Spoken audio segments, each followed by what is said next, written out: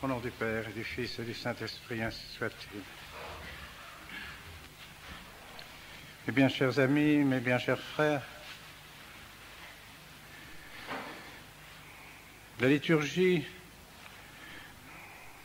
de cette fête de la Nativité de notre Seigneur est si belle, si riche en expressions, en sentiments, qu'on se demande quels sont ceux sur lesquels nous devons méditer davantage et dont nous devons tirer des leçons, tant ce mystère est profond, tant ce mystère est extraordinaire. Mais si l'Église, chaque année, nous demande de nous retrouver auprès de la crèche de notre Seigneur et de méditer les enseignements de cette crèche, c'est particulièrement pour notre édification, pour notre bien spirituel, notre bien surnaturel. Nous sommes in via, nous sommes dans la voie vers l'éternité. Et nous avons besoin, au cours de ce pèlerinage, de raviver notre foi, de raviver nos résolutions, de nous détacher de ce monde et d'augmenter toujours notre amour pour Dieu, pour les âmes, pour le prochain. Les 3 messes que l'Église nous demande de célébrer aujourd'hui expriment chacune une vérité particulière, une vérité spéciale.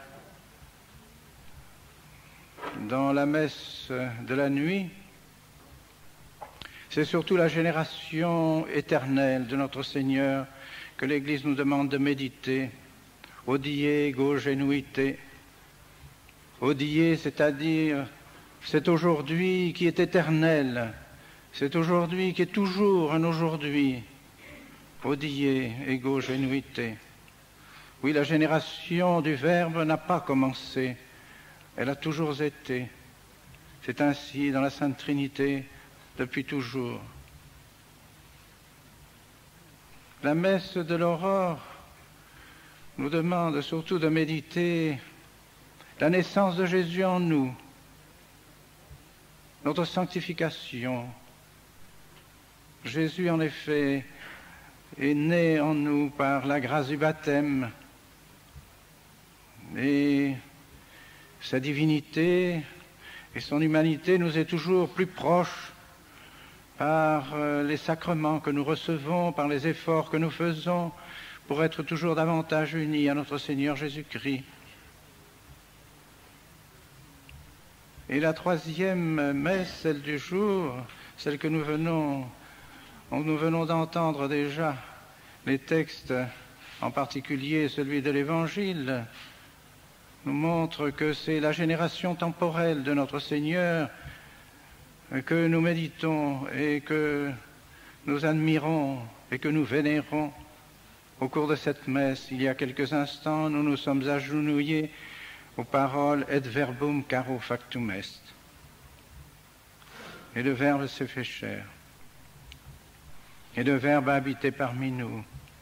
Et nous le récitons si souvent lorsque nous avons soin de dire cette belle prière de l'Angélus. Et verbum caro factum est.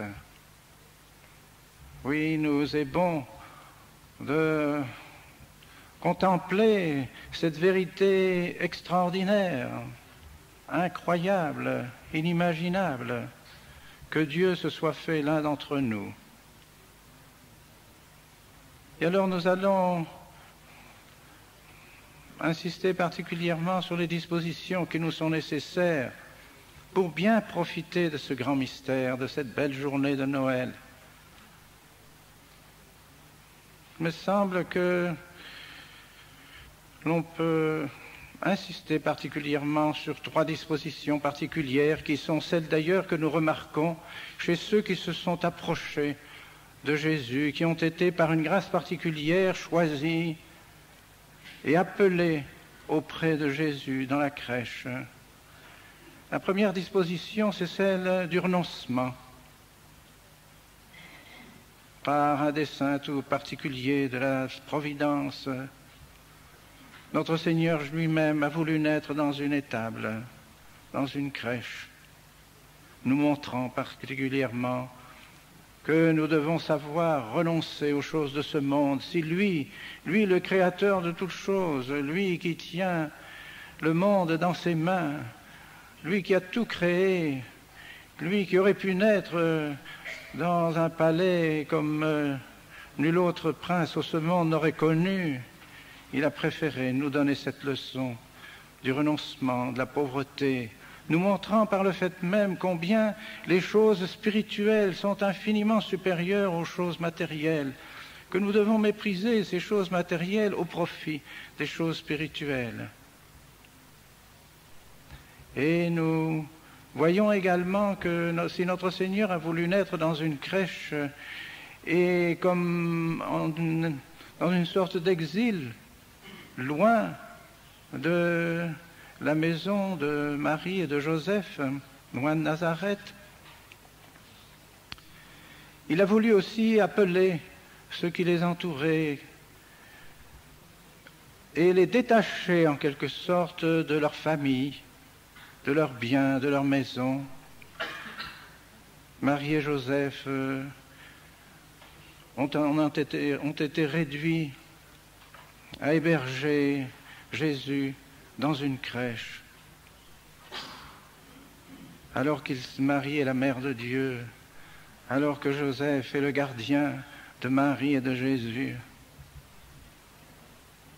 Eux aussi ont dû pratiquer le renoncement, le détachement. Sans doute, s'ils avaient été à Nazareth, avec quel soin ils auraient préparé la venue de Jésus. Ils auraient eu les moyens de le recevoir d'une manière plus digne. Mais non, il a fallu que Jésus choisisse cet endroit pour demander à Marie et Joseph aussi de renoncer aux biens de ce monde. Et puis quand il a appelé les bergers se trouvaient à une certaine distance de Bethléem. Allons à Bethléem, disent-ils. Ils sont donc à une certaine distance. Jésus leur demande de quitter leur troupeau. Sans doute, ils ont confié la majeure partie de leur troupeau à quelques personnes qui sont restées sur place et eux s'en sont allés. Ils ont quitté ce à quoi ils étaient attachés pour se rendre auprès de Jésus, auprès de notre Seigneur, montrant ainsi que si l'on veut trouver notre Seigneur, il faut savoir abandonner ce à quoi nous sommes attachés. Et il en est de même pour les rois mages.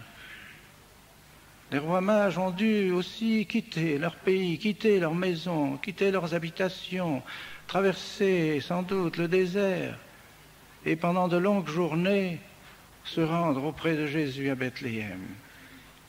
Et ils l'ont reconnu et ils l'ont adoré. Voyez combien, pour trouver Jésus, pour aimer Jésus, il faut savoir se détacher. Abnegantes omnia secularia, pie sobriae et iuste vivamus. C'est ce que dit saint Paul dans l'épître de la messe d'aujourd'hui. Sachons vivre sobrement, pieusement et saintement, abandonnant tous les désirs de ce monde. Alors que ce soit ça, là aussi nos dispositions. Pour vous, mes chers amis, le bon Dieu vous a demandé la même chose.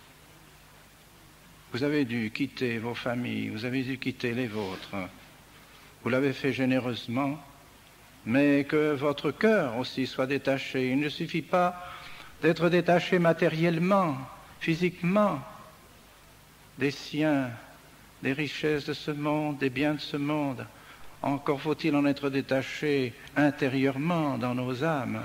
Alors c'est ce que vous vous efforcez de faire ici, dans ce séminaire, de vous détacher de tout, de vous-même, de vos propres pensées, de vos propres amours, de vos mauvaises tendances, pour être tout entier à notre Seigneur Jésus-Christ. Quelle belle leçon vous donne la crèche. Quant à vous, mes bien chers frères, vous qui vous trouvez dans le monde sans être du monde, car vous n'en êtes point du monde, étant baptisés, vous êtes deux fils de notre Seigneur Jésus-Christ, membres du corps mystique de notre Seigneur Jésus-Christ. Alors vous aussi, bien que vous ayez à user des biens de ce monde, soyez-en détachés. N'y mettez pas votre cœur, n'y mettez pas toute votre âme, mais employez-les selon la volonté de Dieu, étant détachés de tous ces biens. Et puis le deuxième sentiment qui doit nous préparer à recevoir Jésus d'une manière toute particulière, d'une manière profonde et réelle, c'est la foi. Jésus demande la foi. Aujourd'hui, hélas, les crèches disparaissent parce que ces choses sont, paraît-il, un genre de folklore inutile qui date du Moyen-Âge et qu'il faut désormais abandonner. Mais on a bien tort, car cette foi toute simple que Jésus nous demande en lui est la foi qui sauve. C'est par la foi que nous sommes sauvés. Et Jésus se présente précisément sous des aspects qui demandent notre foi. Il aurait pu se manifester comme Dieu. Et alors, nous n'aurions même pas eu besoin d'avoir la foi, nous aurions vu Dieu. Il n'a pas voulu. Il a voulu se cacher sous cette humble apparence, cette réalité du corps, d'un corps humain et d'un enfant, plus est. Il aurait pu venir, descendre du ciel, adulte déjà. Non, il a voulu se présenter comme un enfant. Alors, pourquoi les rois mages, après avoir fait un si long voyage, venant voir le roi d'Israël, n'ont pas été rebutés? Ils ne se sont pas dit, mais ce n'est pas possible, ce n'est pas cela, le roi d'Israël, on nous trompe. Et s'en seraient retournés chez eux. Non, ils ont eu la foi. Et les bergers d'eux-mêmes, eux aussi ont eu la foi en notre Seigneur, ils l'ont adoré. Et la Vierge Marie et Saint Joseph ont eu aussi la foi. Et pourtant, ils auraient pu également se dire, mais ce n'est pas possible que Jésus naisse dans une crèche. Ce n'est pas possible que le Fils de Dieu viennent dans une demeure si pauvre et si misérable. Ils auraient pu hésiter dans leur foi. Non, aucune hésitation, ni pour Marie, ni pour Joseph.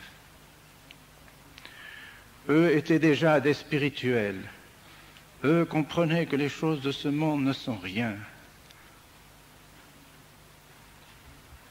Alors nous aussi, nous devons avoir la foi, nous devons exciter notre foi. Et nous devons croire que Jésus est le Fils de Dieu, même s'il apparaît sous une forme humaine, si pauvre, si dénuée, si faible. Il en est de même pour nous tous les jours, lorsque nous recevons la Sainte Eucharistie. Là aussi, le bon Dieu nous demande la foi, et la foi, il nous la demande en une chose invraisemblable. Que Jésus, que Dieu, le Fils de Dieu, soit présent dans la Sainte Eucharistie, dans ce petit morceau de pain. Que le pain disparaisse, qu'il n'y ait plus que les apparences du pain et que Jésus en prenne la place. Chose invraisemblable. Et précisément, c'est sous ces apparences de faiblesse, mais qui révèlent un amour infini de notre Seigneur pour nous, que nous devons exciter notre foi et que Jésus nous demande de notre part de croire. Croire à sa présence dans son humanité, croire à sa présence dans la Sainte Eucharistie. Oh oui, la crèche nous aide à mieux comprendre la grandeur de Dieu par le mépris des choses de ce monde. Plus le bon Dieu se serait montré sous des apparences matérielles séduisantes, remarquables, plus notre foi en sa divinité aurait diminué. Il nous aurait apparu comme un homme, comme les autres. Et enfin, troisième disposition qui doit nous faire approcher de Jésus, qui doit nous faire l'aimer, c'est précisément la charité. Oui, Jésus est venu à Bethléem, dans cette crèche, est né dans ce dénuement, dans cette pauvreté, par amour. Par amour pour Dieu d'abord, par amour pour son Père. Il a voulu rétablir la gloire de son Père. Mais comment rétablir la gloire de son Père sous des aspects si pauvres, si faibles? Oui, la gloire de Dieu a été rétablie par Jésus-Christ. Et les anges l'ont chanté, Gloria in excelsis Deo, gloire à Dieu. Et nous aussi, nous devons par conséquent nous approcher de Jésus avec amour et lui demander de participer à son amour pour son Père. Tout en Jésus rappelle sa divinité, son Père. Il est tout entier tendu vers l'amour de son Père. Il est venu pour réaliser sa volonté. Voici que je viens, ô Dieu, pour réaliser votre volonté. Donc c'est par amour que j'ai pour son Père que Jésus est venu, et aussi par amour pour nous. S'il a voulu se faire homme, c'est pour nous délivrer de nos péchés. Toute la liturgie nous l'enseigne. Alors que cet amour de notre Seigneur Jésus-Christ excite aussi en nous un amour profond pour lui, et que nous prenions aujourd'hui toujours des résolutions toujours plus fortes, toujours plus efficaces, d'aimer Dieu par-dessus tout, d'aimer notre Seigneur Jésus-Christ par-dessus tout, de vouloir son règne en nous, son règne dans nos familles, son règne dans nos cités, son règne sur le monde entier, en attendant qu'il vienne sur les nuées du ciel pour montrer son règne. Cette fois, il viendra dans la splendeur de sa divinité et manifestera sa divinité à toute créature.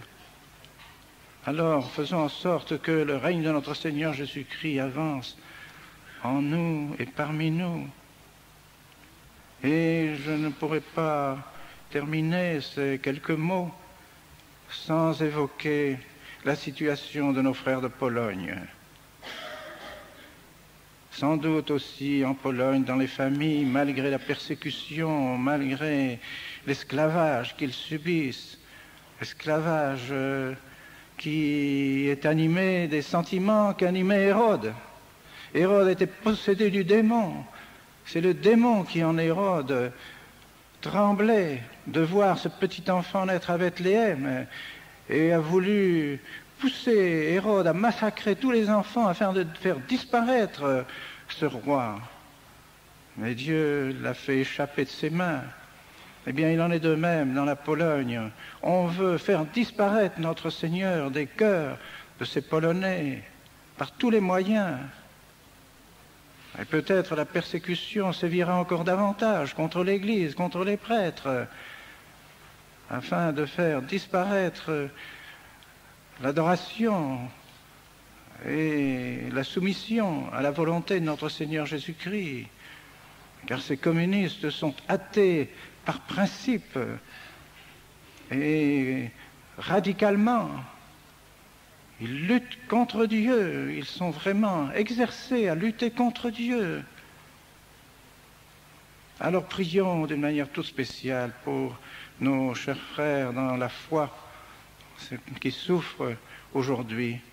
Demandons à Jésus de leur donner le courage de supporter les douleurs et les souffrances en union avec son sacrifice. Et que s'ils sont dans le dénuement, eh bien qu'ils partagent aussi le dénuement de notre Seigneur pour partager son amour, pour partager ses grâces.